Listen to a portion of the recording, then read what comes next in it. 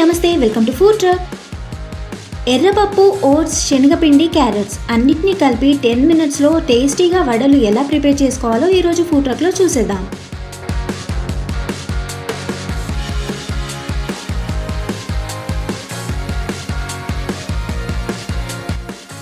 ఒక mixie jar తీసుకుని నీట్గా వాష్ చేసుకుని ఒక 2 to 3 hours నానబెట్టుకున్న ఒక కప్ ఎర్రపప్పుని ఇందులో వేసుకుందాం.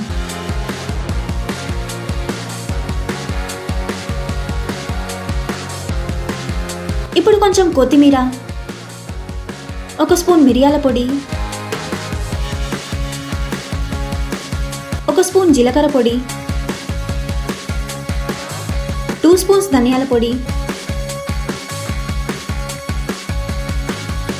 2 స్పూన్స్ ఉప్పు, 1 స్పూన్ కారపొడి వేసుకుని గ్రైండ్ చేసుకోవాలి.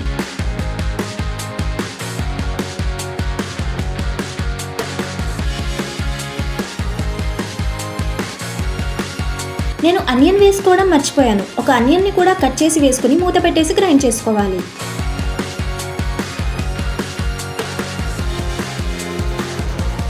ఇందులో వాటర్ ఏం వేయాల్సిన అవసరం ఉండదు. మరీ మెత్తగా అవసరం లేదు. నార్మల్గా ఈ కన్సిస్టెన్సీలోకి వచ్చేలాగా గ్రైండ్ చేసుకుంటే సరిపోతుంది.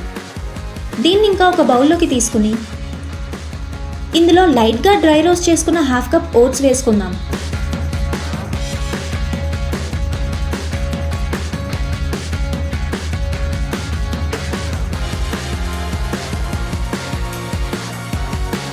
అలానే 1/2 కప్ శనగపిండి,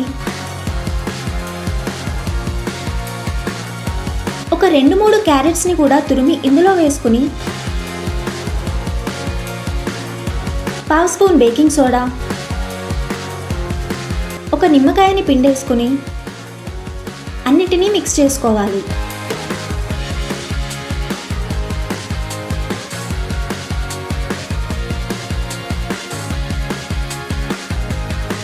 అంతా కలిపేసుకున్నాక బ్యాటర్ ఇలా అవుతుంది.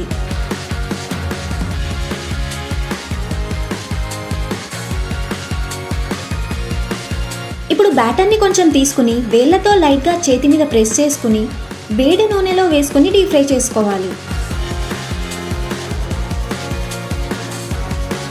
వడలు వేసుకునేటప్పుడు చేతిని వాటర్లో తడుపుకుంటూ వేసుకుంటే బ్యాటర్ ఈజీగా ఆయిల్లో వేసుకోవచ్చు. ఇలానే జాగ్రత్తగా ఆయిల్ మీద చిల్లకుండా వేసుకుని 2 సైడ్స్ తిప్పుకుంటూ డీప్ ఫ్రై చేసుకోవాలి.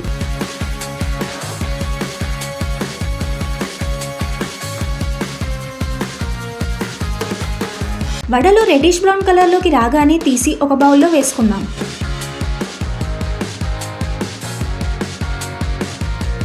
ఇలానే మిగిలిన బ్యాటర్ని కూడా డీప్ ఫ్రై చేసుకోవాలి. బ్యాటర్ని కావాలంటే ఒక 3 to 4 days ఫ్రిడ్జ్లో స్టోర్ చేసుకోవచ్చు. స్టవ్ని మీడియం టు లో ఫ్లేమ్ అడ్జస్ట్ చేసుకుంటూ ఉండాలి. డీప్ ఫ్రై చేసుకున్నాక వేడివేడిగా సర్వ్ చేసుకుంటే ఎర్రపప్పుతో టేస్టీ వడలు రెడీ. ఈ వడలని ఇలానే సర్వ్ చేసుకోవచ్చు, లేదంటే ఏదైనా చట్నీతో సర్వ్ చేసుకోవచ్చు. నేనైతే సోరకాయ చట్నీతో తీసుకున్నాను. సోరకాయ చట్నీ రెసిపీ ఆల్రెడీ వీడియో చేశాను, లింక్ డిస్క్రిప్షన్ బాక్స్లో పోస్ట్ చేశాను, చూసేయండి.